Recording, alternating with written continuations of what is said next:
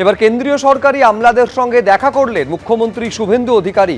রাজ্যের উন্নয়নে কেন্দ্র রাজ্য সমন্বয়ে জোর দিতেই ছিল আজকের এই বৈঠক।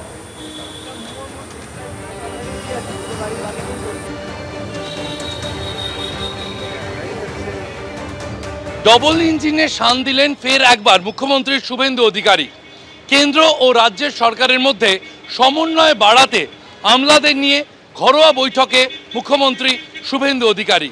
আলিপুরের সৌজন্যতে কেন্দ্রীয় সরকারের আমলাদের পাশাপাশি রাজ্য সরকারের আমলাদের তিনি একটি ঘরোয়া আলোচনায় আজ আমন্ত্রণ জানিয়েছিলেন। সেখানে উপস্থিত ছিলেন খোদ মুখ্যমন্ত্রী শুভেন্দু অধিকারী। বারবার 2021-এ বা 2026-এ নির্বাচনের সময় বিজেপির তরফ থেকে বলা হয়েছে কেন্দ্রে ও রাজ্যে একই রাজনৈতিক দলের সরকার থাকলে তারা হাতে হাত মিলিয়ে ডবল ইঞ্জিনের গতিতে উন্নয়ন করতে পারেন বা এগিয়ে নিয়ে যেতে পারেন। সেই বার্তায় বারবার তুলে ধরা হয়েছে বিজেপির তরফে। শুভেন্দু অধিকারীর তরফে তিনি শপথ নেওয়ার পর বারবার বলেছেন কেন্দ্রের সরকার এবং রাজ্যের সরকার সমন্বয় রেখে এগিয়ে নিয়ে যেতে হবে রাজ্যকে, এবং তার জন্য কেন্দ্রীয় সরকারের আমলা এবং রাজ্য সরকারের আমলাদের সঙ্গে সৌজন্যে ঘরোয়া বৈঠকে আজ ছিলেন মুখ্যমন্ত্রী শুভেন্দু অধিকারী।